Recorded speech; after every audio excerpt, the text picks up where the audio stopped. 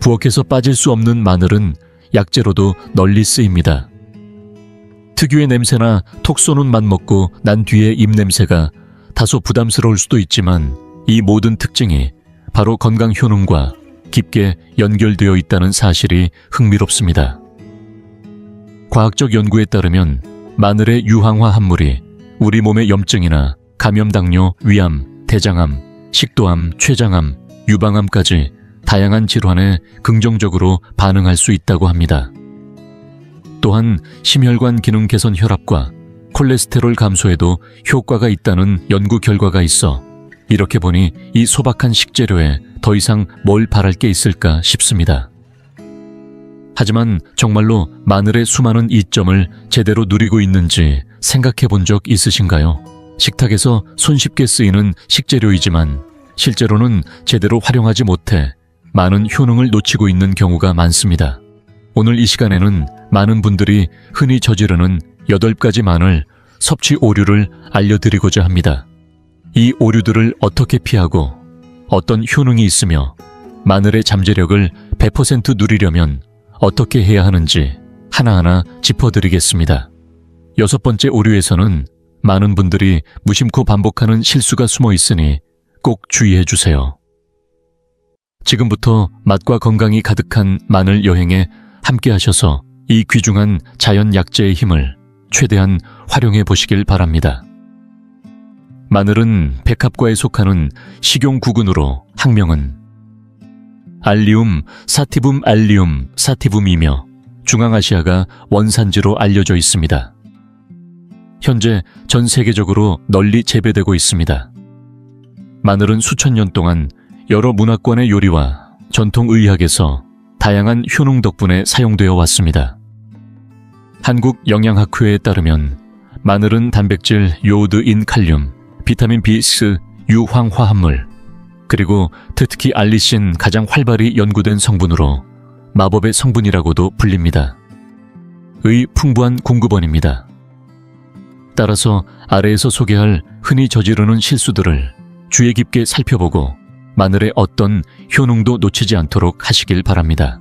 그리고 본격적으로 시작하기 전에 당신에 대해 조금 더 알고 싶습니다. 지금 이 영상을 보고 계신 당신은 몇 살이신가요? 그리고 어느 지역에서 시청 중이신가요? 댓글로 남겨주세요. 당신의 이야기를 읽는 것은 저에게 큰 기쁨이 될 것입니다. 당신이 나누어 주시는 삶의 경험 하나하나가 우리의 이 공간을 더욱 따뜻하고 가까운 곳으로 만들어줄 거라고 믿습니다. 그럼 이제 함께 시작해 볼까요? 첫 번째, 잘못된 습관, 마늘을 너무 오래 익혀서 건강 효능을 놓치는 경우입니다. 아마도 많은 분들이 국이나 찌개, 볶음 요리를 하면서 마늘을 미리 넣어 오랫동안 끓이거나 볶아본 적 있으실 겁니다. 하지만 이 과정에서 마늘이 가지고 있는 가장 중요한 성분인 알리신이 열에 의해 파괴된다는 사실 알고 계셨나요? 알리신은 생마늘을 다지거나 얇게 썰어 산소와 만나면서 생성되는 강력한 황화합물입니다. 이 알리신은 심장질환, 예방항암 작용, 면역력 강화 등에 도움을 주는 귀중한 물질로 많은 연구에서도 그 효과가 입증되었습니다.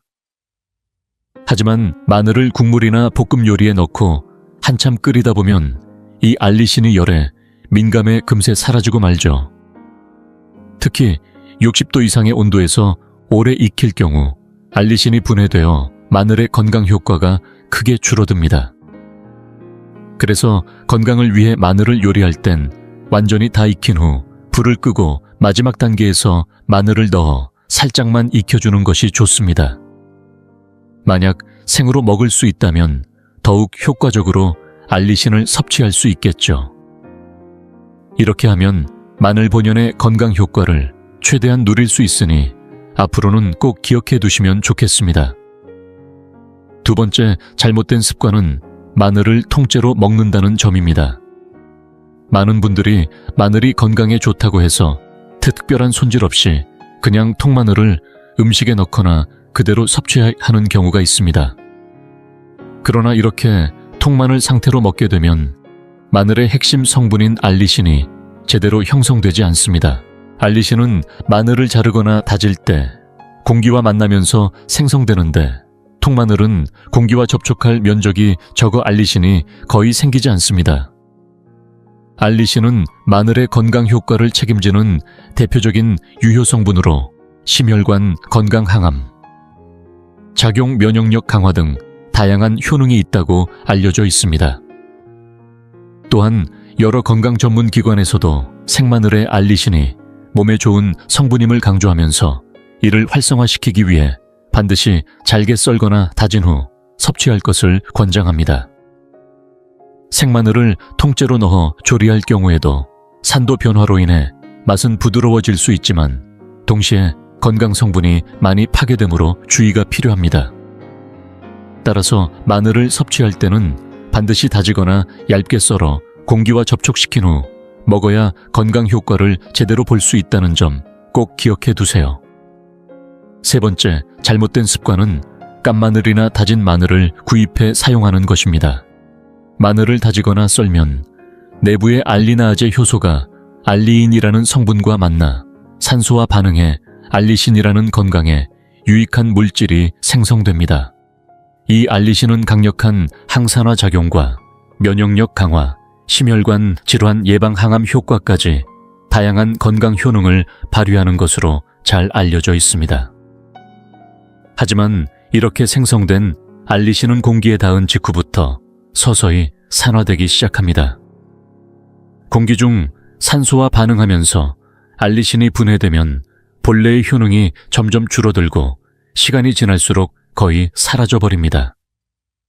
즉, 마늘을 다지거나 썬 직후에는 알리신이 풍부하지만 이를 오래 두거나 이미 다져놓은 상태로 유통되는 깐마늘을 사용하면 신선함이 떨어지고 알리신 함량도 현저히 낮아지게 됩니다. 게다가 깐마늘은 위생적으로 포장되더라도 유통 및 보관 과정에서 세균이나 곰팡이에 노출될 가능성이 높습니다. 특히 적절한 온도와 습도에서 보관하지 않으면 곰팡이나 세균이 자라면서 식중독 위험까지 생길 수 있습니다. 또한 깐마늘은 공기와 지속적으로 접촉하면서 수분이 날아가 조직이 물러지고 특유의 향과 맛이 빠르게 사라져 음식의 풍미를 떨어뜨리게 됩니다. 이와 달리 통마늘은 껍질이 보호막 역할을 하여 내부 영양소가 공기와 직접 접촉하지 않게 막아주기 때문에 알리신의 잠재력이 그대로 보존됩니다. 따라서 건강을 위해 마늘을 드실 때는 반드시 껍질이 벗겨지지 않은 통마늘을 구입해 바로 다져서 사용하시길 권장드립니다. 이렇게 하면 알리신이 생성되는 순간부터 바로 섭취할 수 있어 마늘 본연의 효능을 온전히 누릴 수 있습니다. 지금 이 영상을 계속 시청하고 계시고 저희가 나눈 이야기들이 정말 유익하다고 느껴지신다면 댓글에 숫자 3을 남겨주세요.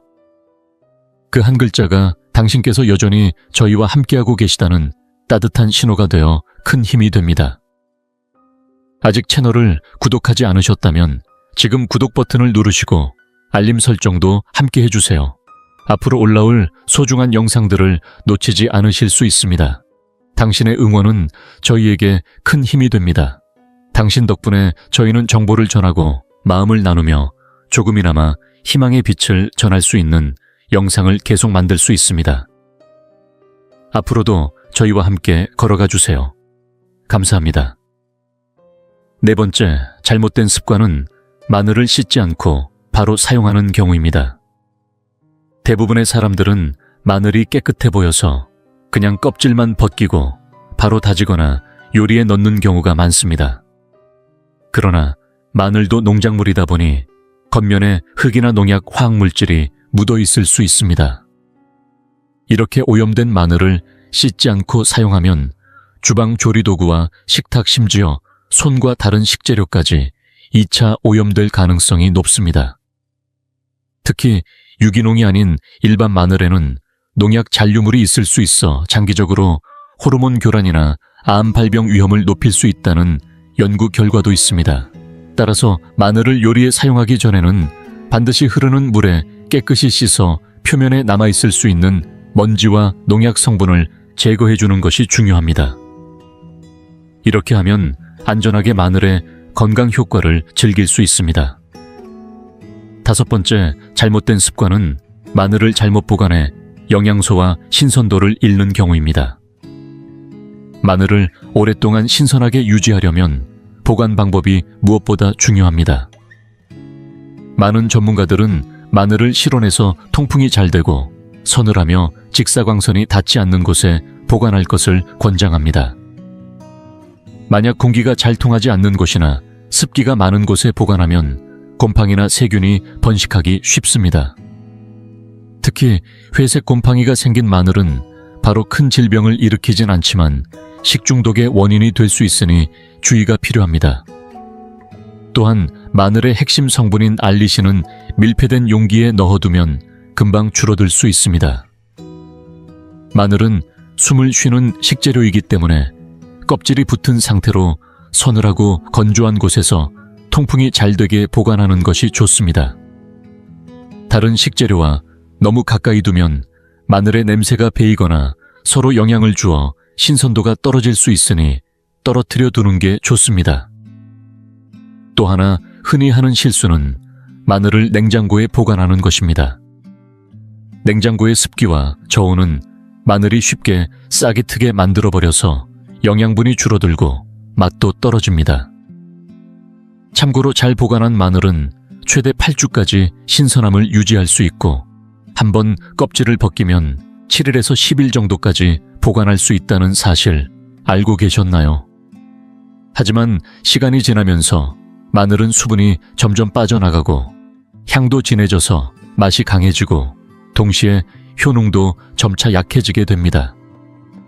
그래서 마늘을 오랫동안 쌓아두고 언젠가 쓸 날이 오겠지 하며 보관만 하다가는 오히려 건강 효과를 잃을 수 있으니 제때 사용해 주시는 것이 가장 좋습니다. 이제 6번째, 잘못된 습관으로 넘어가겠습니다. 이 실수는 많은 분들이 평소에 아무렇지 않게 지나치기 쉬운 부분인데요. 바로 마늘을 다진 후 곧바로 사용해버리는 경우입니다. 사실 마늘의 건강 효과를 극대화하려면 마늘을 자르거나 다진 후 잠시 기다려야 한다는 사실 알고 계셨나요? 마늘을 다지거나 자르는 순간 세포 내에서 알리나아제 효소가 알리인과 만나 공기 중 산소와 반응하며 알리신이라는 성분이 생성됩니다. 그런데 알리신이 충분히 활성화되기 전에 바로 열을 가해버리면 이 귀중한 성분이 제대로 만들어지지 않고 상당 부분이 파괴됩니다. 2012년 식품화학 저널에 발표된 연구에 따르면 다진 마늘을 최소 10분 정도 그대로 두면 알리신이 더욱 많이 생성되며 이후 열을 가해도 효능이 일정 부분 유지된다고 합니다. 이렇게 잠시 기다림의 시간을 가지면 마늘의 항산화 효과, 항균 작용 영양 흡수율 등이 크게 높아진다고 하니 꼭 실천해 보시길 바랍니다. 마늘을 다진 후에는 최소 10분 정도 기다렸다가 요리에 넣어야 하고 생으로 드실 경우에도 마찬가지로 잠시 두었다가 드시면 알리신이 충분히 생성됩니다. 또한 최근에는 마늘을 음식에 많이 활용하는 가정이 많아졌는데 이럴 땐 한 번에 많은 양을 다져 놓았다가 바로 사용하는 방법도 좋습니다. 다만 되도록 그날 사용할 분량만큼만 다져서 싱싱하게 드시길 권장드립니다. 이처럼 작은 습관 하나가 마늘의 건강 효과를 크게 바꿀 수 있으니 앞으로는 꼭 기억해 주세요. 7번째, 잘못된 습관은 바로 마늘의 약물 상호작용을 간과하는 것입니다. 많은 분들이 마늘이 건강에 좋다는 사실을 잘 알고 계시지만 동시에 일부 약물과 상호작용을 일으켜 예상치 못한 부작용을 초래할 수 있다는 점은 잘 모르시는 경우가 많습니다. 마늘은 혈액순환을 돕고 콜레스테롤을 낮추는 등 좋은 효과가 많지만 특히 지혈이 잘 되지 않는 질환을 앓고 계시거나 와파린 같은 한근고제 혈압약 혈소판 억제제를 복용 중이신 분들에게는 주의가 필요합니다. 마늘의 성분이 혈액을 묽게 만드는 작용을 도와서 이들 약물과 함께 복용하면 출혈 위험이 높아질 수 있습니다. 심한 경우에는 내부 출혈이 발생해 즉각적인 치료가 필요할 수도 있습니다. 또한 마늘은 혈압을 낮추는 효과도 있기 때문에 이미 혈압약을 복용 중이라면 마늘과 함께 섭취했을 때 혈압이 지나치게 떨어져 어지럼증이나 기운 빠짐 같은 증상이 나타날 수 있습니다. 이뿐만 아니라 마늘은 혈당 수치를 낮추는 작용도 있어서 당뇨병 치료제를 복용하는 분이 동시에 마늘을 많이 섭취하면 저혈당 위험이 커질 수 있습니다. 따라서 마늘을 건강식품으로 드시려면 반드시 전문의와 상의하셔서 복용 중인 약물과의 상호작용 여부를 확인하시길 권장드립니다. 몸에 좋은 마늘이라도 올바르게 섭취해야 안전하게 건강을 지킬 수 있습니다. 8번째 잘못된 습관은 좋은 마늘을 고르지 않고 아무 마늘이나 사용하는 것입니다. 마늘의 신선도와 품질에 따라 영양소와 유효 성분의 함량이 크게 달라진다는 사실 알고 계셨나요? 마늘을 구입할 때는 겉껍질이 단단하게 감싸져 있고 너무 마르지 않았으며 곰팡이나 상처가 없는 통통한 통마늘을 고르는 것이 좋습니다. 손으로 살짝 눌러보았을 때 단단하고 촉촉한 느낌이 들면 신선한 마늘입니다. 반면에 물렁하거나 쭈글쭈글하고 곰팡이가 피었거나 싹이 튼 마늘은 신선도가 떨어져 맛과 향이 약해지고 영양소도 줄어듭니다.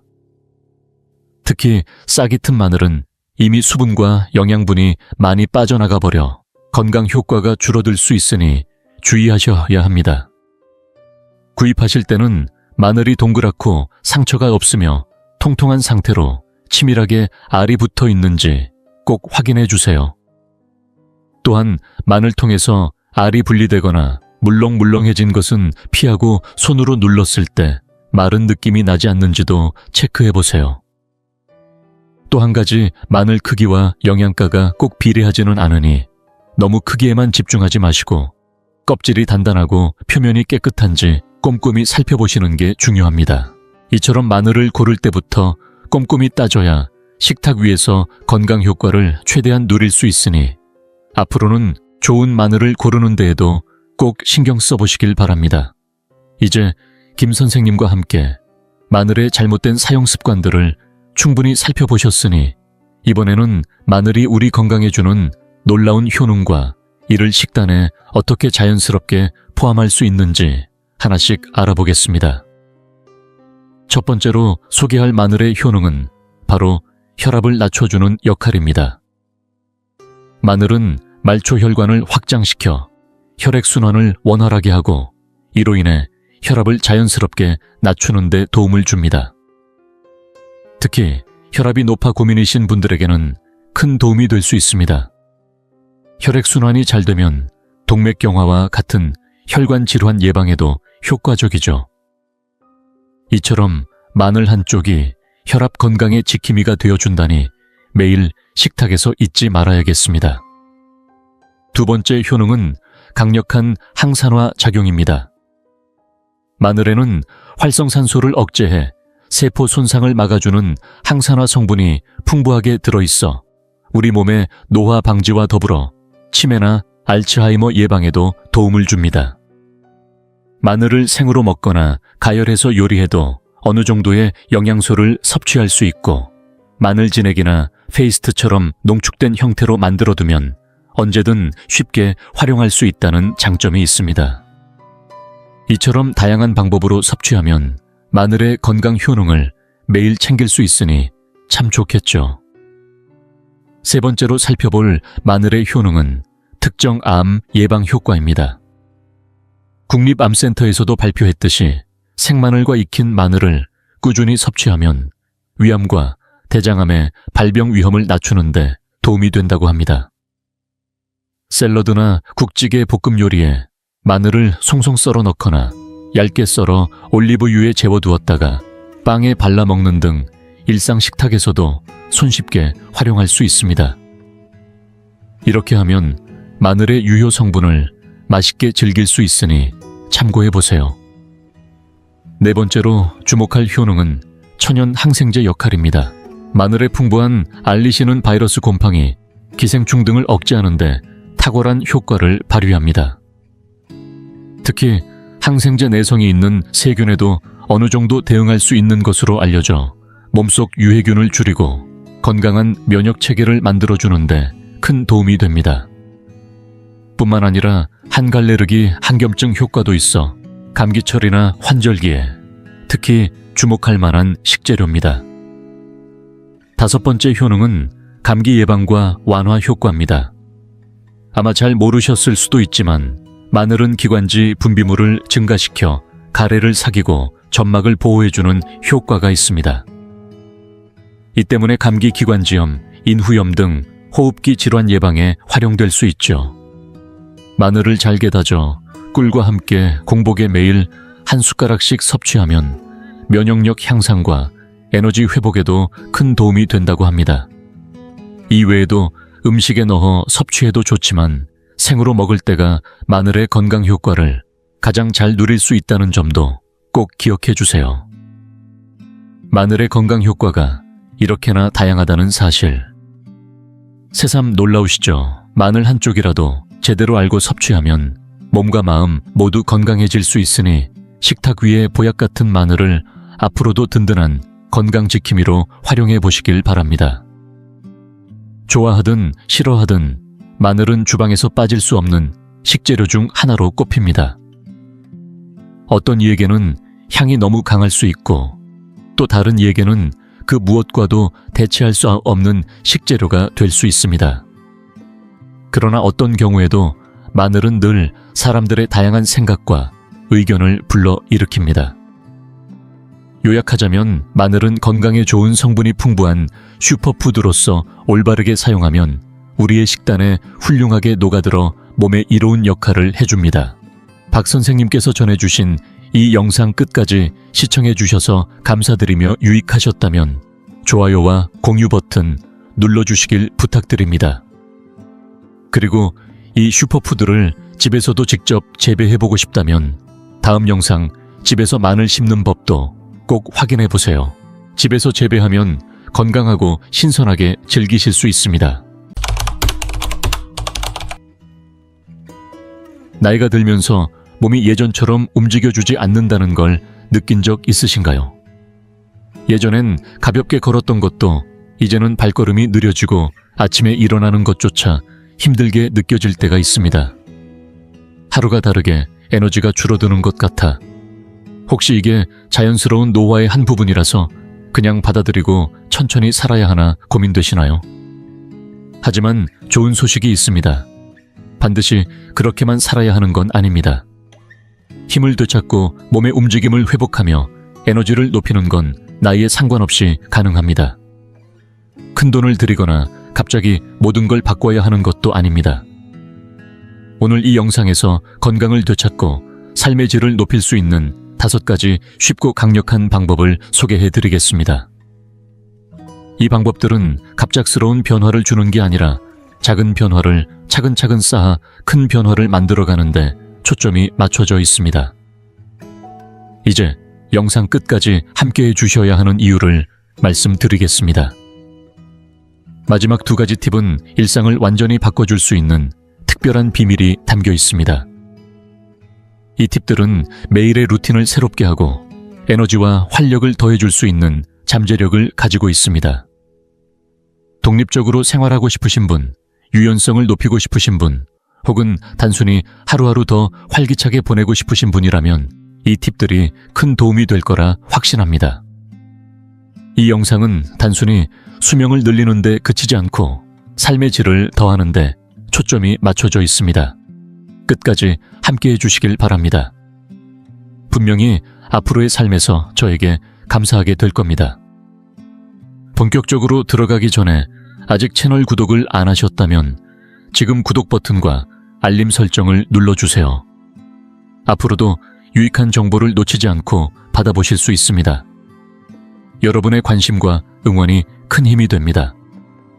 영상이 유익하셨다면 좋아요와 공유 버튼을 눌러 다른 분들과도 나눠주세요. 이 영상 주제가 마음에 드셨다면 댓글에 이를 혹시 기대와 달랐다면 0을 남겨주세요. 더 나은 영상을 만들기 위해 도움이 될 것입니다. 그럼 시작해 보겠습니다. 첫째, 숙면은 건강하고 활력 있는 삶의 열쇠입니다. 살아가면서 가장 기본적이면서도 소중한 것이 무엇일까요? 바로 잠입니다. 잠의 질이 우리의 건강과 삶의 질을 얼마나 크게 좌우하는지 알고 계셨나요? 특히 나이가 들수록 잠은 단순한 쉼을 넘어 우리 몸과 마음을 치유하는 데 꼭 필요한 힘이 됩니다. 잠은 단순히 피로를 푸는 시간이 아니라 하루하루를 살아가는 데 없어서는 안 될 생명 유지의 기둥입니다. 혹시 요즘 잠들기 어렵거나 한밤중에 자주 깨거나 아침에 일어나도 개운하지 않다면 그것은 당신 혼자만의 고민이 아닙니다. 하지만 나이가 들었다고 해서 숙면을 포기할 이유는 없습니다. 오히려 숙면의 중요성은 나이가 들수록 더 커집니다. 나이가 들수록 잠은 우리의 신체적, 정신적, 감정적 건강을 받쳐주는 든든한 축이 되어줍니다. 잠이 드는 순간 우리의 몸은 낮 동안 쌓인 피로와 상처를 스스로 회복하며 면역체계가 새 힘을 얻습니다. 이렇게 쌓인 힘은 다음 날을 살아갈 에너지가 됩니다. 잠은 우리의 기억력을 선명하게 하고 사고력을 맑게 해주며 하루의 기분마저도 안정시켜줍니다. 그러나 제대로 쉬지 못하면 작은 것부터 흔들리기 시작합니다. 기억이 자주 깜빡깜빡하고 집중력이 흐트러지고 머릿속이 뿌연 안개처럼 멍한 느낌이 계속될 때가 있습니다. 몸의 배터리가 금세 방전되는 듯한 기분이 들면 평소엔 아무렇지 않던 일상도 어느새 큰 짐처럼 느껴집니다. 게다가 잠 부족은 스트레스를 키워 작은 일에도 예민해지고 짜증이 늘어나면서 삶이 더 버겁게 느껴지곤 합니다. 중년 이후에는 몸과 마음의 변화로 인해 잠의 중요성은 더욱 커집니다. 스트레스나 사소한 습관 하나만으로도 잠이 방해받기 쉽습니다. 이렇게 방치된 수면 장애는 처음에는 잘 느껴지지 않지만 어느새 우리의 기운과 인내심, 그리고 행복감까지 천천히 빼앗아 가버립니다. 하지만 여기서 꼭 기억해 주세요. 우리는 여전히 이 밤을 되찾을 수 있는 힘이 있다는 사실을요. 나이가 들었다고 해서 숙면을 포기해야 할 이유는 없습니다. 오히려 작은 변화로도 평화롭고 회복력 있는 잠을 다시 찾을 수 있다는 걸 꼭 믿으셨으면 좋겠습니다. 저 역시 이 부분을 몸소 느꼈습니다. 숙면을 되찾기 위해 큰 준비가 필요한 건 아니었습니다. 오히려 작지만 실천 가능한 작은 변화들이 큰 변화를 만들어냈습니다. 몸이 보내는 신호를 귀 기울여 듣고 잠을 삶의 중요한 일부로 받아들이면 삶의 활력이 달라지는 걸 느낄 수 있었습니다. 침실을 조금 더 포근하게 꾸며보는 건 어떨까요? 전등 불빛을 낮추고 은은한 촛불 하나를 켜두거나 따뜻한 물로 반신욕을 하면서 긴장을 풀어보세요. 심호흡을 천천히 하며 하루를 정리해보는 것도 좋습니다. 이렇게 사소한 준비만으로도 몸과 마음이 차분해져 편안한 숙면을 맞이할 준비가 될 거예요. 그리고 반드시 기억해 주셨으면 합니다. 잠들기 전에는 스마트폰, 컴퓨터, TV 같은 전자기기를 잠시 꺼두세요. 이 기기들에서 나오는 푸른 빛은 멜라토닌의 분비를 방해해 수면의 질을 크게 떨어뜨립니다. 우리의 몸은 잠들기 전 충분한 이완의 시간을 필요로 합니다. 그래야 몸과 마음이 온전히 회복되는 깊은 잠에 들 수 있으니까요. 잠은 단순히 피곤함을 풀어주는 시간이 아닙니다. 그것은 내 몸과 마음, 그리고 영혼까지 돌보는 귀중한 선물입니다. 매일 밤 충분히 잠을 자는 것만으로도 우리는 다음 날 아침 새로운 활력과 생동감을 안고 하루를 시작할 수 있습니다. 내일의 건강을 위해 오늘 밤부터라도 숙면을 삶의 최우선 순위로 두세요. 결국 가장 소중한 사람은 바로 나 자신이니까요. 둘째, 움직임이 줄어드는 생활의 위험성. 혹시 하루 중 앉아서 보내는 시간이 얼마나 되는지 한 번이라도 곰곰이 생각해 보신 적이 있으신가요? 처음에는 그리 중요하지 않은 질문처럼 느껴질 수 있지만 조금만 멈춰서 자신의 하루를 돌아보면 놀랄 만큼 많은 시간을 의자에 앉아 보내고 있다는 사실을 깨닫게 됩니다. 사실 우리의 일상은 앉는 것이 너무도 자연스러운 자세가 되어버렸습니다. 직장에서도 식사 시간에도 집에서 휴식을 취할 때도 의자나 소파가 마치 하루의 긴장을 풀어주는 최고의 안식처처럼 느껴지기 쉽습니다. 이처럼 몸을 쉬게 하려는 본능은 자연스러운 일이지만 그 편안함 뒤에는 건강을 서서히 갉아먹는 그림자가 숨어 있다는 사실을 알고 계신가요? 당장은 별 문제 없는 듯 보여도 오랜 시간 같은 자세로 앉아있는 습관은 우리 몸에 분명한 해를 끼칩니다. 몸이 금세 반응하지 않는다고 해서 괜찮겠지 하고 넘기기 쉽지만 장시간 앉아있는 습관은 시간이 흐를수록 건강에 깊은 상처를 남깁니다. 눈에 띄지 않게 그러나 서서히 삶의 질을 떨어뜨리며 우리가 지키고 싶은 독립성마저 위협하는 것이 문제입니다. 생각해보세요. 의자에서 일어서는 일이나 방을 가로질러 걷는 것조차 힘겨워진다면 그것이 과연 우리가 꿈꾸던 노후의 모습일까요? 특히 나이가 들수록 독립성을 잃는 것에 대한 두려움이 더 크게 다가오는 것도 이 때문입니다. 앉아있는 생활은 단순히 근육이 뻐근하고 관절이 굳는 불편함으로 끝나지 않습니다. 그것은 우리 몸 전체에 천천히 스며드는 위험으로 처음에는 아무렇지 않게 느껴지지만 결국 몸 곳곳에 문제를 일으킵니다. 특히 오랜 시간 움직이지 않고 앉아있으면 혈액순환이 느려지고 다리 쪽으로 흐르는 혈액이 식으면서 심장은 그 혈액을 온몸으로 보내기 위해 더 많은 힘을 들여야 합니다. 이 과정에서 근육은 점차 약해지고 몸의 유연성마저 잃게 되어 결국에는 기본적인 동작조차 힘겨워질 수 있습니다. 이 문제는 언젠가가 아니라 반드시 마주치게 되는 현실이며 오래 앉아있을수록 심혈관 건강과 이동 능력, 그리고 전반적인 신체의 힘이 점점 약해질 수밖에 없습니다. 그러나 여기서 끝나지 않습니다. 이렇게 오랫동안 앉아있는 생활은 비만을 비롯한 만성질환으로 가는 문을 열어두게 됩니다. 몸이 움직이지 않는 생활에 익숙해지면 살이 쉽게 붙고 한 번 붙은 살은 좀처럼 빠지지 않아 비만으로 이어지기 쉽습니다. 그리고 비만이 시작되면 고혈압, 당뇨병, 고지혈증 같은 각종 질환이 꼬리를 물고 따라옵니다. 무엇보다도 이렇게 오랜 시간 움직임이 적으면 정신 건강에도 큰 영향을 줍니다. 신체 활동이 줄어들면 뇌의 화학작용에 부정적인 변화가 생겨 머리가 멍해지고 기분이 가라앉으며 결국에는 우울감이나 불안감이 더 쉽게 찾아오게 됩니다. 이처럼 몸과 마음 모두에 서서히 스며드는 움직임 부족의 위험성은 결코 가볍게 넘길 수 있는 문제가 아닙니다. 그리고 여기서 많은 사람들이 놓치고 있는 냉혹한 현실이 하나 있습니다. 그 피해는 당장 드러나지 않지만 시간이 지나면서 차곡차곡 쌓여간다는 점입니다. 오늘 당신이 하는 행동이 내일이나 다음 주에 바로 티가 나는 건 아닙니다. 하지만 앉아있는 시간이 길어질수록 그 영향은 눈덩이처럼 불어나 언젠가는 당신의 몸을 무겁게 짓누르게 됩니다. 어느 날 문득 몸을 움직이는 게 쉽지 않고 만성 통증이 찾아오며 사소한 움직임조차 버겁게 느껴질 수 있습니다. 오랫동안 앉아있는 습관은 단순히 특정 질병을 피하기 위한 문제가 아닙니다. 그것은 나이가 들어서도 스스로를 돌볼 수 있는 자립성과 자유를 지키는 문제이기도 합니다.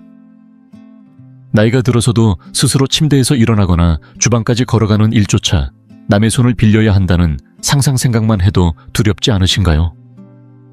물론 생각하기도 싫은 현실이지만 규칙적인 움직임이 없다면 우리 모두가 향하게 될 수 있는 길이라는 것은 부정할 수 없는 사실입니다. 하지만 희망적인 소식도 있습니다. 반드시 그렇게 될 필요는 없다는 점입니다. 마라톤을 뛰거나 헬스장에 몇 시간씩 갇혀 있을 필요도 없습니다. 중요한 건 일상 속에서 자신에게 맞는 방식으로 꾸준히 몸을 움직이는 습관을 만들어가는 것입니다. 아주 작은 변화라도 건강에는 큰 차이를 만들어냅니다. 거창하게 시작하지 않아도 됩니다. 한 걸음씩 하루하루 몸을 움직이는 것이 중요합니다. 가장 먼저 매 시간마다 자리에서 일어나 기지개를 켜거나 집안을 천천히 걸어보세요. TV를 보면서 제자리 걸음을 하는 것도 좋습니다. 엘리베이터 대신 계단을 이용하거나 마트나 시장에 갈 때 일부러 조금 더 멀리 주차하는 것도 도움이 됩니다. 이런 작은 실천들이 당장은 대수롭지 않아 보여도 시간이 지나면 분명히 큰 변화를 만들어냅니다. 여기서 중요한 건 완벽하게 해내는 게 아니라 꾸준히 이어가는 것입니다. 아주 작은 움직임 하나라도 결국에는 당신의 몸과 마음을 건강하게 만들 수 있습니다. 바로 그 자잘한 행동들이 결국에는 유연성을 유지하고 근육을 튼튼히 하고 혈액순환을 도와 삶의 활력을 이어가는 힘이 되어줍니다. 목표는 거창한 운동 루틴이 아니라 하루 중 어느 순간이라도 몸을 움직이는 시간을 갖는 것입니다. 단 1분이라도 좋습니다. 그 1분이 쌓여서 에너지를 북돋고 혈액순환을 원활하게 하며 근육을 건강하게 만들어 당신을 더 독립적이고 건강한 삶으로 이끌어줄 테니까요. 물론 하루 종일 앉아있는 게 편하다는 건 저도 압니다. 우리 사회가 워낙 앉아있는 문화를 당연시하다 보니 앉아서 쉬는 게 자연스럽게 느껴지기 마련이죠. 하지만 동시에 우리의 건강과 행복, 그리고 삶의 질을 위해 움직임을 요구하는 세상에 살고 있다는 사실도 잊지 말아야 합니다. 지금 앉아있는 그 순간이 편안할지 모르지만 그 편안함이 당신의 미래를 어떻게 바꾸고 있는지는 생각해 보셨나요? 앉아있는 시간을 늘리는 선택을 할 때마다 사실상 당신은 미래의 자유와 독립성을 조금씩 내어주고 있는 셈입니다. 그리고 그 대가는 언젠가 분명히 찾아옵니다. 그러니 지금 결단을 내려보세요. 자리에서 일어나 움직이세요. 그리고 몸을 움직임으로써 얻을 수 있는 자유와 활력을 직접 느껴보세요. 앉아서 보내는 시간의 대가는 당장 드러나지 않지만 언젠가 예상치 못한 순간에 분명히 다가올 것입니다. 늦기 전에 지금부터라도 몸을 움직이는 삶을 선택하세요. 선택은 당신의 몫입니다. 그리고 작은 움직임 하나하나가 결국엔 큰 변화를 만들어낼 것입니다. 지금 이 영상을 계속 시청하고 계시고 저희가 나눈 이야기들이 정말 유익하다고 느껴지신다면 댓글에 숫자 2를 남겨주세요. 그 한 글자가 당신께서 여전히 저희와 함께하고 계시다는 따뜻한 신호가 되어 큰 힘이 됩니다. 아직 채널을 구독하지 않으셨다면 지금 구독 버튼을 누르시고 알림 설정도 함께 해주세요. 앞으로 올라올 소중한 영상들을 놓치지 않으실 수 있습니다. 당신의 응원은 저희에게 큰 힘이 됩니다. 당신 덕분에 저희는 정보를 전하고 마음을 나누며 조금이나마 희망의 빛을 전할 수 있는 영상을 계속 만들 수 있습니다. 앞으로도 저희와 함께 걸어가 주세요. 감사합니다.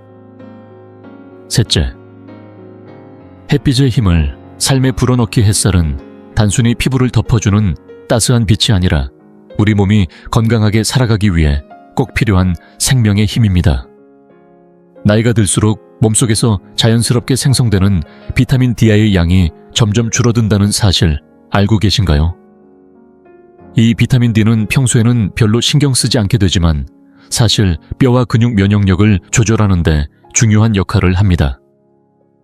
부족해지면 뼈가 약해지거나 근육통, 관절 통증, 심지어 낙상의 위험까지 높아지게 됩니다. 특히 하루 대부분을 실내에서 보내는 분들에게는 햇빛을 충분히 받지 못하는 것이 커다란 손실이 될 수밖에 없습니다. 건강을 지키는 데 있어 가장 쉽고도 강력한 방법 중 하나가 바로 햇빛인데 많은 분들이 이 기회를 놓치고 계십니다. 실내에만 머무는 동안 우리의 몸은 이 중요한 활력의 에너지를 충분히 받지 못하고 점점 더 약해질 수밖에 없습니다. 햇빛을 받는 일은 결코 거창하거나 많은 돈이 드는 일이 아닙니다. 그렇지만 그 효과는 생각보다 훨씬 강력합니다. 특히 나이가 들수록 우리의 일상은 점점 더 정적인 생활로 바뀌고 집안에 머무는 시간이 늘어나며 밖에 나가는 것이 귀찮아지곤 합니다. 하지만 잠시만 생각해 보세요.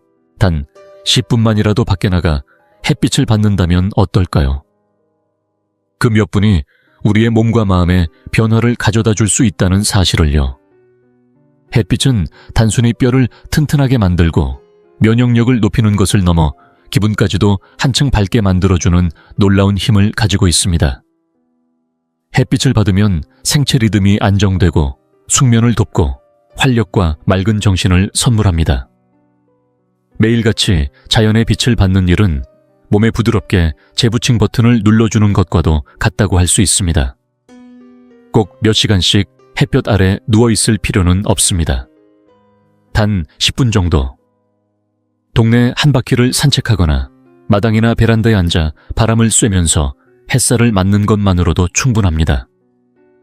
중요한 것은 건강과 웰빙을 위한 작은 습관을 만들어가는 것이니까요. 이렇게 짧은 순간의 햇빛이 몸과 마음에 새로운 생기를 불어넣고 머릿속을 맑게 정리해 줄 수 있습니다. 저 역시 한동안 햇빛을 못 쬐다가 잠깐 밖에 나가 햇볕을 쬐는 것만으로 기분이 놀랄 만큼 좋아지는 것을 느낀 적이 많았습니다.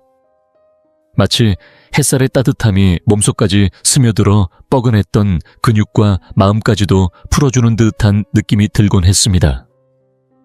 물론 피부 보호를 위해 자외선 차단제를 바르는 것도 중요합니다.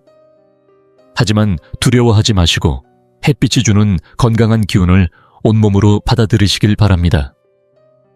햇살이 주는 자연의 에너지는 그 무엇과도 비교할 수 없을 만큼 소중하며 나이가 들수록 우리의 몸은 그 에너지를 더욱 갈망하게 됩니다.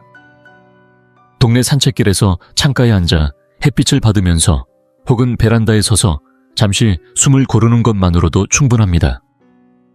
이 순간들이야말로 몸과 마음을 자연과 연결해주고 우리를 한층 더 단단하게 만들어주는 소중한 시간입니다.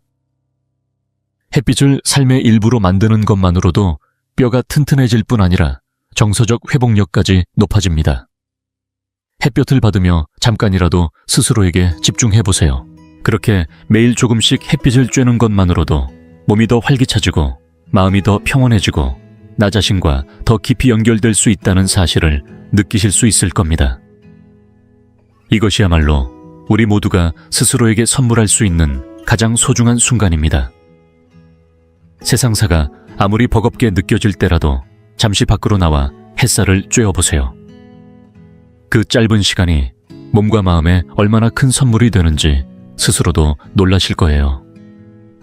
오늘부터라도 햇빛의 따스한 손길을 받아들이고 몸과 마음을 회복시켜보세요. 매일의 이 작은 순간들이 건강과 행복을 위한 새로운 시작이 되어줄 것입니다. 넷째, 다리 운동 간단하게 시작하기. 나이가 들면서 예전 같지 않게 다리가 쉽게 지치거나 무거워지는 경험을 해보신 적이 있으신가요? 몸의 변화를 피할 수는 없지만 한때 힘과 활력의 상징이었던 다리가 어느 순간 우리를 배신하듯 힘들게 느껴질 때가 있습니다. 예전에는 너무나도 당연하게 느껴졌던 걷기조차 어느 순간부터는 큰일처럼 느껴지고 계단을 오르내릴 때마다 무릎이 시큰거리고 근육은 예전만큼 단단하지 않게 느껴지기도 합니다. 이렇게 자유롭게 움직일 수 있는 능력을 잃는다는 두려움은 어느새 우리 마음속에 조용히 자리 잡아갑니다. 그러면서 다리를 짐처럼 여기게 되고 결국에는 몸이 우리를 배신하는 것처럼 느껴질 수도 있습니다. 하지만 꼭 기억해 주세요. 다리는 결코 우리를 짐처럼 만들려고 존재하는 것이 아닙니다.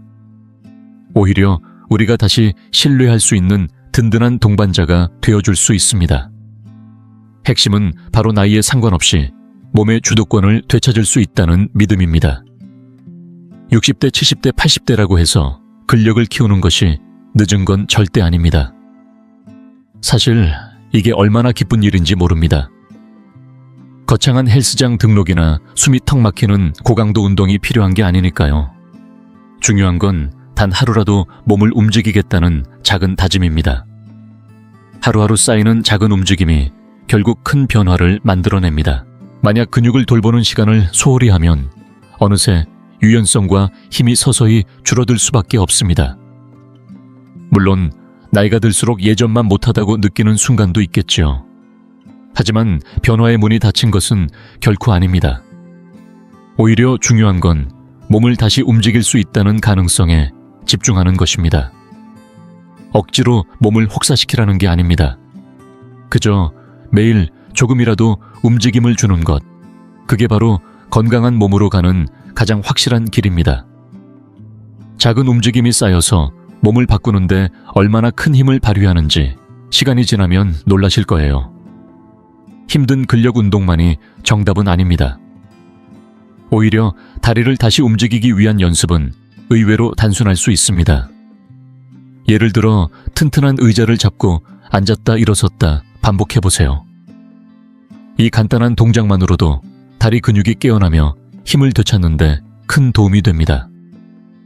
조금 더 도전하고 싶다면 탄력 밴드를 이용해 허벅지 근육을 자극하는 것도 좋습니다. 혹은 의자에 앉아 다리를 들어 올리는 동작만으로도 무리 없이 하체 근육을 자극할 수 있습니다. 이러한 운동들은 단순히 몸의 건강뿐 아니라 마음의 건강까지도 지켜줍니다. 매일 꾸준히 실천하다 보면 낙상의 위험도 줄고 균형 감각이 향상되며 무엇보다도 내 삶의 주도권을 다시 쥐는 기분이 듭니다. 당장 눈에 띄는 효과는 없을지 몰라도 시간이 흐를수록 이 작은 노력들이 얼마나 값진 선물이 되는지 깨닫게 될 겁니다. 중요한 건 강도가 아니라 꾸준함이라는 사실입니다. 하루에 단 몇 분이라도 다리를 위한 시간을 투자해보세요. 그 몇 분이 몸을 더 편안하게 하고 자신감을 회복하게 해주며 일상을 한층 더 자유롭고 즐겁게 만들어줄 거예요. 통증이나 무거움 때문에 하고 싶은 일을 포기하지 마세요. 우리는 그보다 훨씬 더 많은 것을 누릴 자격이 있습니다. 건강을 지키기 위해, 그리고 나 스스로를 위해 지금부터라도 다리 근육을 돌보고 아껴주세요. TV를 보면서 의자에 앉았다 일어서기 혹은 다리 들기 운동이라도 좋습니다. 작은 노력 하나하나가 모여 결국에는 더 튼튼하고 더 독립적이며 무엇보다도 활기찬 삶을 만들어줄 테니까요. 5째, 요가 또는 태극권 연습하기. 세월이 흐를수록 우리 삶에는 경험과 지혜가 자연스레 쌓여갑니다. 하지만 그만큼 몸에 이곳저곳에서 느껴지는 변화도 피할 수 없는 현실로 다가오지요. 젊은 시절에는 아무렇지 않게 해내던 동작들이 이제는 사소한 것조차 버겁게 느껴질 때가 있습니다. 한때 가뿐히 일어서던 의자에서 몸을 일으키는 일마저 힘겹게 다가오고 예전처럼 잘 움직이던 관절은 뻣뻣해지고 근육은 쉽게 굳어버립니다. 몸이 보내는 이 신호들은 나이가 들수록 더 선명해져서 마치 내가 타고난 몸의 통제권을 서서히 잃어버리는 듯한 두려움을 안겨주곤 합니다. 그렇게 몸이 내 마음을 따라주지 않을 때면 우리는 자연스레 자신감을 잃고 하루하루 움츠러들게 됩니다. 하지만 여기서 기억해야 할 소중한 진실이 있습니다. 바로 몸이 변해가는 그 순간에도 우리는 여전히 삶의 활력을 되찾을 수 있는 방법을 가지고 있다는 것입니다. 그 해답이 바로 요가와 태극권입니다. 요가와 태극권은 단 몇 분의 시간만으로도 몸의 유연성과 근력을 키우고 정신적인 안정감까지 되찾게 해주는 놀라운 힘을 가지고 있습니다. 무엇보다도 좋은 점은 나이나 체력 유연성에 구애받지 않고 누구나 시작할 수 있다는 것입니다. 몸이 굳었다고 느끼시나요? 괜찮습니다. 50대든 70대든 심지어 90대 어르신들도 내 몸에 맞게, 내 호흡에 맞게 천천히 동작을 이어갈 수 있는 게 바로 이 운동들의 진정한 가치입니다. 요가와 태극권은 우리의 몸과 마음을 지탱해주는 든든한 울타리가 되어줍니다. 요가는 단순히 근력과 유연성을 키우는 데 그치지 않고 몸의 중심을 잡아주고 바쁜 일상 속에서 지친 심장을 다독여주는 역할까지 해줍니다. 태극권은 마치 바람결에 춤추듯 부드럽고 유려한 동작을 통해 몸과 자연이 하나 되는 듯한 경험을 선사합니다. 그 동작들을 따라가다 보면 어느새 마음이 편안해지고 머릿속이 맑아지며 스트레스로부터 잠시나마 벗어나 내면의 평화를 되찾는 순간을 느낄 수 있습니다. 태극권을 하고 나면 마치 몸과 마음이 모두 정리되고 정화된 듯한 기분이 드는 것도 이 때문입니다. 요가는 또 다른 방식으로 우리를 돌봅니다. 몸을 억지로 무리하게 구부리거나 남들과 비교하며 따라할 필요가 전혀 없습니다. 중요한 것은 내 몸의 신호를 존중하며 내 호흡에 맞춰 움직임을 이어가는 것입니다. 누군가는 몸이 덜 유연하다고 망설이지만 사실 요가의 아름다움은 바로 있는 그대로의 나를 받아들이고 그 자리에서부터 천천히 성장해가는 데 있습니다. 가끔은 그저 숨을 깊게 들이쉬며 내 몸을 가만히 느끼는 것만으로도 몸과 마음이 치유되는 듯한 편안함이 찾아오기도 합니다. 이처럼 요가와 태극권을 매일의 루틴 속에 조금씩 스며들게 하면 어느새 몸뿐만 아니라 마음까지 더 강해지고 단단해집니다. 몸이 아픈 것을 예방하는 것은 물론이고 낙상 위험을 줄이고 균형 감각을 키우며 무엇보다도 잃어버린 자신감과 독립심을 되찾는 기회가 됩니다. 단 몇 분만이라도 하루하루 작은 노력이 쌓이면 결국에는 내 삶을 한층 더 풍요롭고 생기 있게 만들어줄 거라는 사실을 꼭 기억하세요. 또한 요가와 태극권의 좋은 점은 장소나 시간 장비에 크게 구애받지 않는다는 데 있습니다. 거실의 작은 공간 창가, 한쪽 아니면 동네 공원의 평상에서도 충분히 내 몸을 움직일 수 있습니다. 부드러운 스트레칭과 느린 호흡만으로도 몸과 마음에 놀라운 변화가 찾아옵니다. 바쁜 하루 속에서 잠깐이라도 요가 매트 위에 앉아 몸을 풀고 호흡을 고르고 내 안의 긴장을 내려놓아 보세요. 이처럼 작고 단순한 움직임이 주는 기적을 경험하실 수 있을 거예요. 중요한 것은 지금 당장 시작하는 것입니다. 나이가 들었다고 해서 새로운 걸 시작하기에 늦었다는 법은 없습니다. 요가와 태극권은 그 어느 때라도 내 몸과 마음을 성장시키고 치유하며 평화를 찾아주는 삶의 동반자가 되어줄 것입니다. 세월이 흐를수록 이 운동이 주는 깊이는 더욱 커지고 인생의 여정을 함께하는 든든한 힘이 되어줄 것입니다. 오늘 이 순간 잠시라도 내 몸과 마음에 귀 기울여 보세요. 그리고 요가와 태극권이 이끄는 길을 따라 더 건강하고 평온한 나를 만나보세요. 바로 그곳에서 우리는 삶의 가장 단단한 축을 발견할 수 있을 테니까요. 오늘도 이 여정을 함께 해주셔서 진심으로 감사드립니다. 오늘 우리는 요가와 태극권을 일상에 통합함으로써 나이가 들어도 여전히 건강을 유지하고 몸과 마음의 균형을 찾을 수 있는 놀라운 이점들을 살펴보았습니다. 이 운동들은 단순한 신체 개선을 넘어 우리의 정신을 안정시키고 마음의 평화를 주며 몸과의 연결을 더욱 깊게 만들어줍니다. 처음 시작하는 분이든 오랜만에 다시 도전해보려는 분이든 시작하기에 늦은 때란 없습니다. 지금까지 어떤 점을 배우셨나요? 요가나 태극권의 어떤 부분을 가장 기대하며 일상에 적용해보고 싶으신가요? 오늘 영상을 통해 느끼신 점과 앞으로 직접 실천해보고 싶은 것 한 가지를 아래 댓글로 남겨주세요. 이 영상이 마음에 드셨다면 댓글과 좋아요, 구독 버튼을 눌러주시고 앞으로도 유익한 콘텐츠를 함께 나누어 주세요.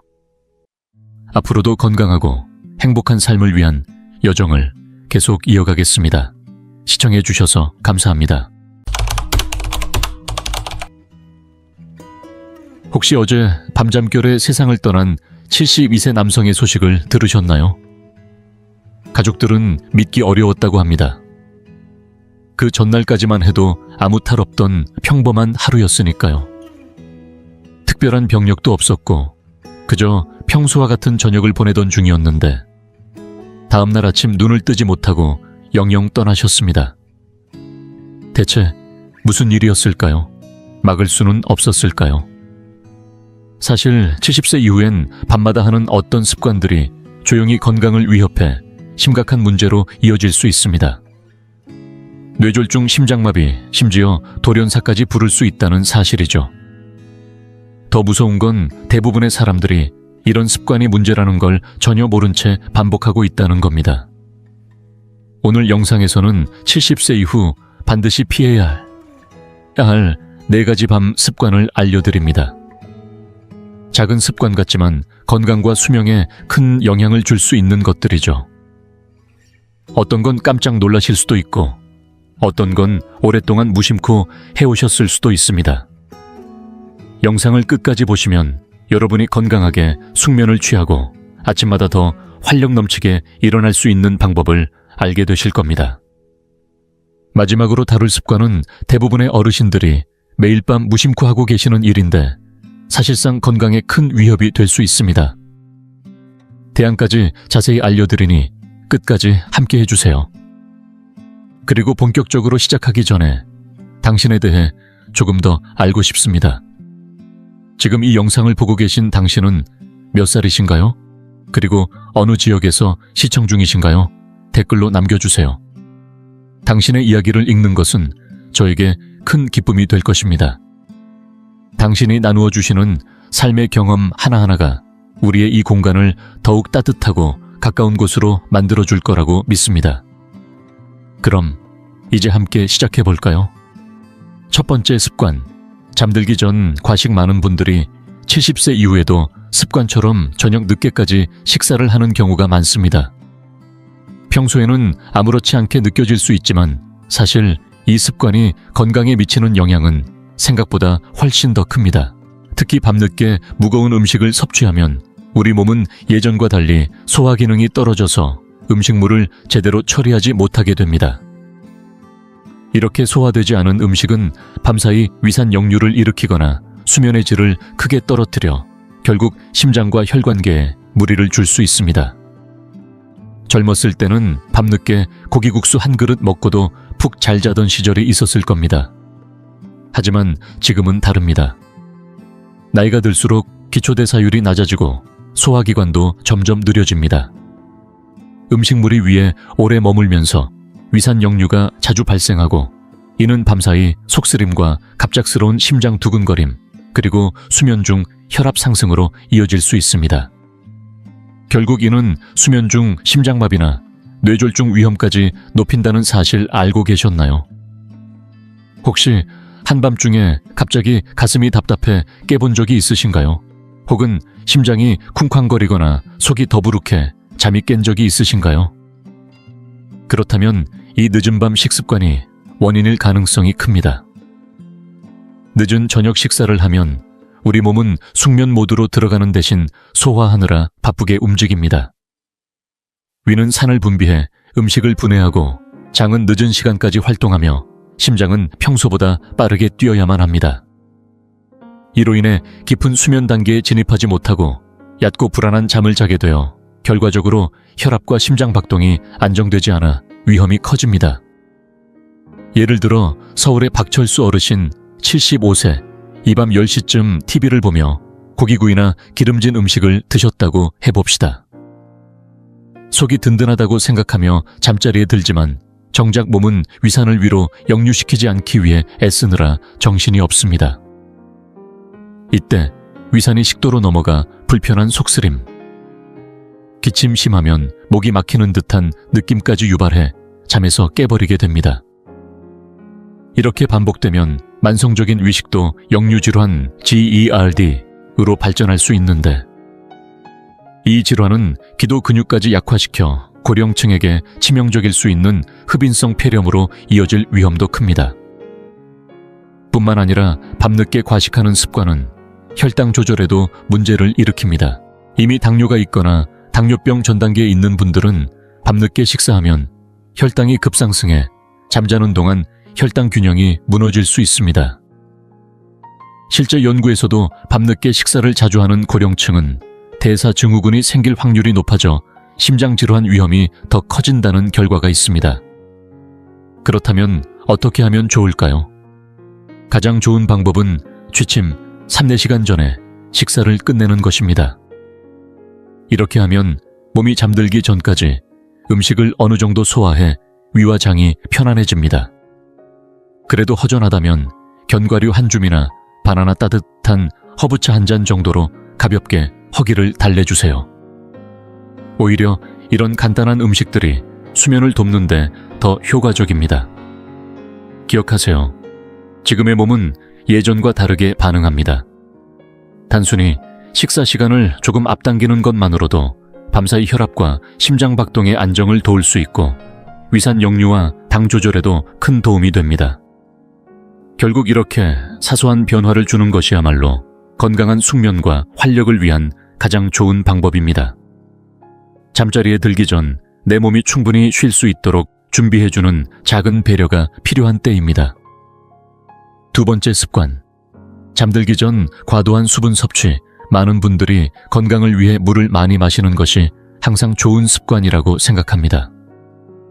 물론 수분 섭취는 우리 몸에 꼭 필요하지만 특히 70세 이후에는 잠들기 전 과도한 수분 섭취가 오히려 건강에 해가 될 수 있다는 사실을 아시나요? 혹시 밤에 자주 깨서 화장실에 가느라 수면이 방해된 경험이 있으신 분들은 이제부터라도 저녁 시간대의 수분 섭취를 다시 점검해 볼 필요가 있습니다. 이 문제는 단순히 수면의 질을 떨어뜨리는 것에 그치지 않습니다. 밤중에 자주 깨서 화장실에 가는 습관은 넘어짐, 사고, 심혈관 문제, 그리고 인지기능 저하로까지 이어질 수 있습니다. 왜냐하면 나이가 들수록 방광의 저장 능력과 근육이 점점 약해지고 콩팥도 밤사이 계속해서 수분을 걸러내기 때문입니다. 또한 나이가 들수록 몸이 조금만 수분을 섭취해도 예전보다 더 예민하게 반응하기 때문에 잠자리에 들기 전 큰 컵으로 물이나 차 주스를 마시면 한밤중에 갑작스러운 요일을 느껴 깨게 되는 경우가 많아집니다. 이쯤에서 혹시 밤에 일어나서 화장실 다녀오면 되지 뭐라고 가볍게 생각하셨을 수도 있을 겁니다. 하지만 문제는 그게 아닙니다. 상상해보세요. 새벽녘에 갑자기 소변이 급해 잠에서 깨어났다고 가정해봅시다. 급히 일어나려다 혈압이 갑자기 떨어져 어지럼증이나 현기증을 느끼는 경험 해보신 적 있으신가요? 이른바 기립성 저혈압이라고 부르는 이 현상은 많은 어르신들이 흔히 겪지만 자각하지 못하는 경우가 많습니다. 문제는 이러한 현상이 심해지면 밤사이 화장실 가는 길에 넘어져서 머리를 다치거나 골절 심각한 부상을 초래할 수 있다는 점입니다. 단순한 화장실 가는 길이 순식간에 생명을 위협하는 사고로 이어질 수도 있다는 사실 생각만 해도 아찔합니다. 또 한 가지 간과하기 쉬운 점은 야간뇨입니다. 잠자는 중에 자주 깨서 화장실을 다녀오면 뇌가 빛을 인식해 아침이구나라고 착각해버립니다. 그러면 멜라토닌 분비가 억제되면서 깊고 회복력 있는 수면이 방해받습니다. 이렇게 수면의 질이 떨어지면 면역력 약화, 혈압 상승, 심지어 인지기능 저하까지 이어질 수 있다는 사실 알고 계셨나요? 실제 연구에 따르면 밤에 자주 깨는 고령층은 그렇지 않은 분들보다 치매와 기억력 저하 위험이 높다는 결과도 있습니다. 그렇다고 수분 섭취를 무조건 끊어야 한다는 뜻은 아닙니다. 중요한 건 언제 마시느냐에 있습니다. 하루 동안 충분한 수분을 섭취하되 저녁에는 양을 조금씩 줄이는 습관을 들여보세요. 특히 오후 늦게는 한꺼번에 많은 양을 마시기보다는 갈증이 느껴지면 조금씩 나눠서 마시는 것이 좋습니다. 만약 커피나 차 같은 카페인이 든 음료를 오후 늦게 드신다면 카페인이 이뇨작용을 촉진해 요일을 더 자주 느끼게 할 수 있으니 주의가 필요합니다. 또 한 가지 식단 속 숨은 수분에도 신경 써야 합니다. 국이나 수분이 많은 과일, 심지어 일부 약물에도 수분이 많아 저녁 늦게 섭취하면 밤사이 체내 수분량이 과도해질 수 있다는 점 생각해 보셨나요? 이런 작은 부분까지 챙겨보시면 야간뇨를 줄이고 숙면을 지키는 데 큰 도움이 될 수 있습니다. 이처럼 단순해 보이는 습관이지만 수분 섭취의 시간과 양을 조금만 조절해도 수면의 질은 물론이고 넘어짐 사고, 심혈관계 문제, 기억력 저하 등 여러 위험을 예방하는 데 큰 도움이 됩니다. 몸이 예전 같지 않은 지금 잠자리에 들기 전 수분 섭취 습관을 되돌아보는 것만으로도 건강한 노후를 위한 큰 한걸음이 될 수 있습니다. 지금 이 영상을 계속 시청하고 계시고 저희가 나눈 이야기들이 정말 유익하다고 느껴지신다면 댓글에 숫자 2을 남겨주세요. 그 한 글자가 당신께서 여전히 저희와 함께하고 계시다는 따뜻한 신호가 되어 큰 힘이 됩니다. 아직 채널을 구독하지 않으셨다면 지금 구독 버튼을 누르시고 알림 설정도 함께 해주세요. 앞으로 올라올 소중한 영상들을 놓치지 않으실 수 있습니다. 당신의 응원은 저희에게 큰 힘이 됩니다. 당신 덕분에 저희는 정보를 전하고 마음을 나누며 조금이나마 희망의 빛을 전할 수 있는 영상을 계속 만들 수 있습니다. 앞으로도 저희와 함께 걸어가 주세요. 감사합니다. 세 번째 습관. 너무 따뜻한 방에서 자기 포근한 이불 속에서 따뜻하게 잠드는 것이 몸에 좋을 거라 생각하시는 분들이 많습니다. 하지만 70세를 넘기고 나면 밤의 방을 지나치게 따뜻하게 유지하는 것이 건강에 오히려 독이 될 수 있다는 사실 알고 계신가요? 많은 어르신들이 추위를 이기려다 보니 방 안 온도를 높이거나 두꺼운 이불을 덮어두면 더 잘 잘 수 있을 거라고 믿으시지만 사실은 그 반대일 수 있습니다. 나이가 들수록 우리 몸의 천조절 능력은 예전만큼 좋지 않습니다. 땀을 배출해 열을 식히는 기능이 저하되면서 특히 잠자는 동안에는 천이 쉽게 올라가게 됩니다. 이렇게 천이 올라가면 몸은 스스로를 식히기 위해 심장을 더 빨리 뛰게 만들어야 합니다. 심장이 밤새도록 과도하게 일하면 심장에 부담이 쌓이고 특히 고혈압이나 심장질환, 혈액순환 문제가 있는 분들에게는 치명적일 수 있습니다.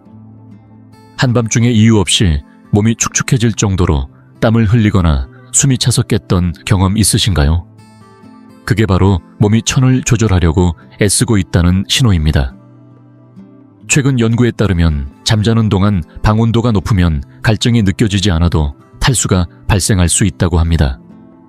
밤에 가벼운 탈수가 오면 혈액이 더 끈적해지고 이로 인해 혈전 심장마비, 뇌졸중 위험이 커질 수 있다는 사실도 함께 밝혀졌습니다. 예를 들어 대전의 이정호 어르신 74세를 떠올려 보세요. 평소 독서하는 걸 좋아해 밤에도 책을 읽다가 잠드는 분인데요. 잠들기 전 방 안 온도를 24도 정도로 맞추고 두꺼운 이불을 덮어야 안심이 된다고 하셨습니다. 그런데 정작 잠들고 나서는 땀이 나서 자꾸 깨고 아침에는 머리가 띵하고 몸이 개운치 않으셨다고 합니다. 이정호 어르신은 따뜻한 환경이 좋을 거라고 믿었지만 사실은 몸의 자연스러운 수면 사이클을 방해하고 깊은 잠에 들지 못하도록 만들고 있었던 거죠. 사실 몸이 편안하게 숙면에 들기 위해서는 천이 서서히 내려가는 과정이 꼭 필요합니다. 이렇게 몸의 중심천이 낮아져야만 숙면 단계로 진입해 면역력도 높이고 기억력도 유지하며 전반적인 건강이 지켜질 수 있습니다. 실제로 잠자는 환경을 조금 더 서늘하게 유지한 분들이 아침에 더 상쾌하고 머리가 맑아진다고 보고된 사례도 많습니다. 그렇다면 적정한 실내 온도는 얼마일까요? 전문가들은 밤에 18도에서 20도 정도로 맞추면 수면질이 가장 좋다고 권장합니다. 너무 춥다고 느껴진다면 두꺼운 합성섬유, 이불보다는 통기성이 좋은 면, 이불을 겹쳐 덮는 방법을 추천드립니다. 또 땀이 차지 않도록 가벼운 면 소재의 잠옷을 입으면 천 조절에 더 도움이 됩니다. 창문을 조금 열어 바람이 통하게 하거나 작은 선풍기를 틀어 공기를 순환시키는 것도 좋은 방법입니다. 이렇게 하면 방 안 공기가 맑아져 호흡기 건강에도 도움을 주고 수면을 방해하는 여러 요인을 줄일 수 있습니다. 잠자는 방의 온도를 조금만 조절해도 심장의 부담을 줄이고 깊고 편안한 잠을 잘 수 있으며 아침에 훨씬 개운하게 일어날 수 있습니다. 결국 숙면을 위한 사소한 실천 하나가 전반적인 건강에 큰 영향을 줄 수 있다는 사실을 잊지 마세요. 이제 마지막으로 많은 분들이 매일 밤 습관처럼 하시지만 잘못된 자세 때문에 건강을 해칠 수 있는 습관 하나가 더 남아 있습니다. 이 부분은 정말 많은 분들이 무심코 하고 계시는데요. 이어서 살펴보겠습니다. 네 번째 습관. 잘못된 자세로 자기 많은 분들이 잠잘 때의 자세에 대해 깊이 생각해보지 않으셨을 겁니다. 대부분은 편안하면 됐지 라고 생각하시지만 70세가 넘으면 수면 자세가 건강에 미치는 영향이 생각보다 훨씬 크다는 사실을 아셔야 합니다. 잘못된 자세로 잠을 자면 호흡이 방해되거나 혈액순환이 원활하지 않아 심장질환이나 뇌졸중 위험까지 높아질 수 있다는 사실 알고 계셨나요? 그런데도 많은 어르신들이 매일 밤 자신도 모르게 몸에 부담을 주는 자세로 잠들고 계십니다. 나이가 들수록 근육의 긴장도나 폐의 기능, 혈액순환이 예전 같지 않게 변합니다. 이때 잘못된 자세로 몇 시간이고 누워있게 되면 기도가 눌리거나 산소 포화도가 낮아지고 중요한 혈관에 압박이 가해져 몸의 정상적인 기능이 방해를 받게 됩니다. 이로 인해 코골이나 수면 무호흡증은 물론 더 심각한 심장 부담으로 이어질 수 있다는 사실도 함께 알아두셔야 합니다. 예를 들어 등을 대고 반듯하게 눕는 자세는 많은 분들이 가장 편안하다고 생각하시겠지만 실상은 가장 위험한 자세 중 하나입니다. 등을 대고 누우면 중력 때문에 혀와 목 안쪽 연조직이 기도로 떨어지면서 기도를 부분적으로 막아버립니다. 이렇게 되면 수면 중에 숨이 반복적으로 멈췄다 이어지는 수면 무호흡증이 생길 수 있는데 많은 분들이 이를 자각하지 못한 채 지내십니다. 이 수면 무호흡증은 심장질환, 고혈압, 심지어 심장마비까지 위험을 높일 수 있다는 사실이 밝혀졌습니다. 서울에 사는 김영우 어르신 76세의 이야기를 예로 들어볼까요? 김 어르신은 평생 등을 대고 자는 습관이 있었는데 부인이 밤마다 숨을 안 쉬는 듯 하다가 갑자기 큰 숨을 몰아쉬는 모습을 보고 걱정이 되셨다고 합니다. 김 어르신은 처음엔 나이 들면 다 그런 거지 라고 대수롭지 않게 넘겼지만 시간이 지나면서 아침에 일어나면 늘 머리가 아프고 하루 종일 집중이 안 되는 증상이 반복되었습니다. 결국 병원에서 검사를 받고서야 평소 자세 때문에 수면 무호흡증이 생기고 있다는 사실을 알게 되셨습니다. 매일 밤 심장이 더 힘들게 일하느라 몸이 고생하고 있었던 거죠. 또 한 가지 수면 무호흡증이 없다고 해도 잘못된 자세는 혈액순환에 영향을 미칩니다. 예를 들어 오른쪽으로 누워서 자는 자세는 심장에 압박을 주어 혈액이 원활히 돌지 않아 폐나 다리에 물이 차는 심부전으로 이어질 수 있다는 연구 결과도 있습니다. 특히 심장 질환을 앓고 계신 분들에게는 더더욱 주의가 필요합니다. 그렇다면 70세 이후에는 어떤 자세로 자는 게 좋을까요? 전문가들은 왼쪽으로 누워서 자는 습관을 권장합니다.